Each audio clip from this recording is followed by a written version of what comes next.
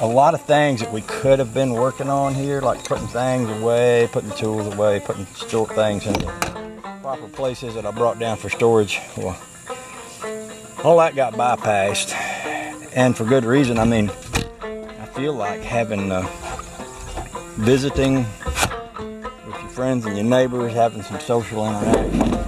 We went out yesterday on a boat with Dixie and Mad Dog, and we swam and rode around and went up Pickens Creek.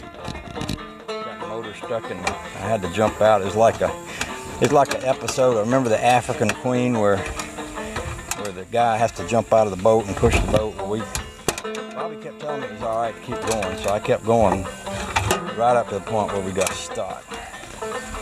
He's like, it's deep enough. I know it's deep enough. I say, Bobby, the motor's in the mud. The motor was in the mud, not deep.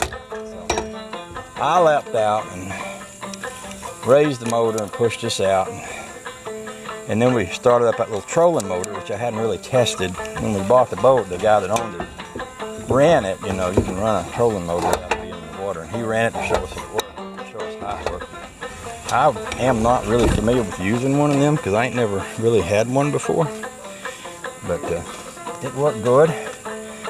And after we got it to about 4 feet, then I cranked the motor and drove us on back out. We got almost up to the bridge at Pickens Creek, which is a little side road, dirt road thing up the street here that you can go down to, and they'll take you where the bridge is that goes over the creek there. It's a pretty neat place. Not the kind of place you want to take your trailer truck down into. And the other thing I learned, I didn't know this. This boat has one of them Lowrance fish finders, depth charger things, and it also has a GPS built into it. And a GPS will do a couple things. It will tell you where the channel is in the lake, where the old channel is, which is generally going to be, you know, the deeper part of the lake.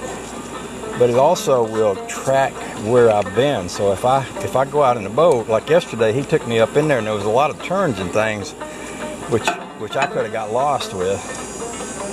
But it makes a line so that when you turn around to go back, you can follow that line, and it takes you, it shows you right where you came in, so you can go back out the same way, which keeps you from getting lost. I got lost on a lake one time. I was over on Hartwell, and I took my mom and dad's boat out, and I rode up the lake there, and I felt pretty confident I knew what I was doing and where I was going, and I didn't, and I got lost, and then I ran out of gas.